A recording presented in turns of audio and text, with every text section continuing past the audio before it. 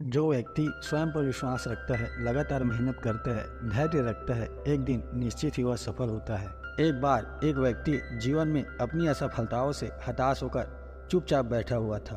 उसकी निराशा देख भगवान स्वयं उसके सामने प्रकट हुए।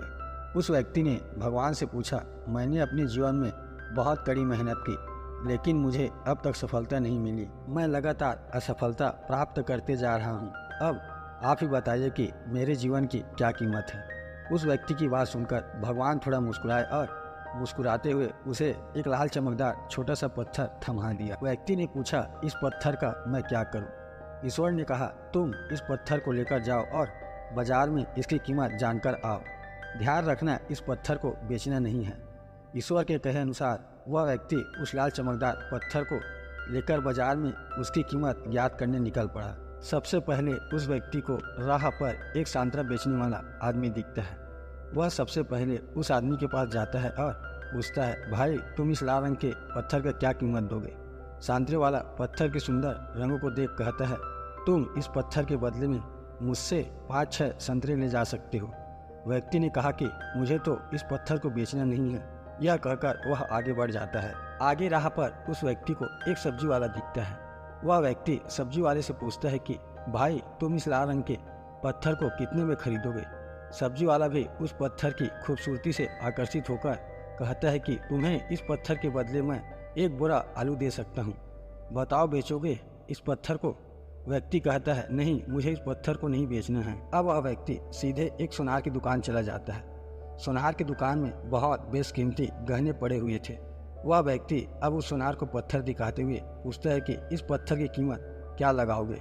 सुनार बहुत ही ध्यान से उस पत्थर को देखता है। अंत में वह कहता है कि इस पत्थर के बदले मैं तुम्हें 1 करोड़ रुपए दे सकता हूँ। लेकिन वह व्यक्ति बोलता है कि मुझे इस पत्थर को नहीं बेचना है। सुनार को लगता है कि शायद दाम कम बता रहा हूँ, इसलिए वह व्यक्ति पत्थर बेचने से मना कर रहा है। इसलिए सुनार पत्थर की कीमत बढ़ाकर 2 करोड़ कर देता है। लेकिन वह व्यक्ति तब भी यही कहता है कि मैं इस पत्थर को तो बेच ही नहीं सकता। सुनार की दुकान से निकलकर वह व्यक्ति अब हीरे की दुकान में घुसता है, जहाँ पर बहुत बेशकीमती रत्न पड़े हुए थे। व्यक्ति हीरे के दुकानदार को पत्थर दिखाते हुए इसकी कीमत पूछता है।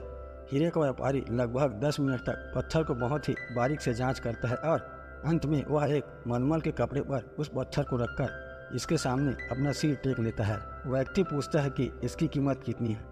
तब हीरे का व्यापारी कहता है कि अरे भाई, तुम्हें यह कहाँ से मिला? यह तो दुनिया की अनमोल रत्न है, जिसे तो दुनिया की पूरी दौलत लगा दो तब भी खरीदा नहीं जा सकता। यह सुन वह व्यक्ति अचंभित हो जाता है और सीधे ईश्वर के पास जाता है और सारी घटना ईश्वर को बताता है। इसके बाद पूछता है कि ईश्वर, अब तो बताइए कि मेरे जीवन की कीमत क्या है? तब ईश्वर कहते हैं कि संतरे वाले, सब्जी वाले, सुनार वाले और हीरे वाले सभी ने तो तुम्हें तुम्हारे जीवन की कीमत बता दी है। व्यक्ति कहता है, मैं समझा नहीं। तब ईश्वर उसे विस्तार पूर्वक समझाते हुए कहते हैं कि तुम किसी के लिए पत्थर के टुकड़े के समान हो तो किसी के लिए अनमोल रत्न। जिस तरह सबने अपनी अलग अलग जानकारी के हिसाब से इस पत्थर की कीमत बताई, लेकिन उस हीरे के व्यापारी ने इस पत्थर की असली पहचान कर ली।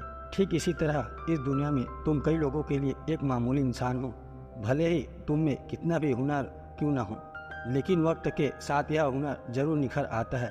तुम्हें बस परिश्रम और धैर्य की जरूरत है। इस कहानी से हमें यह शिक्षा मिलती है कि हर मनुष्य को खुद पर विश्वास रखना चाहिए।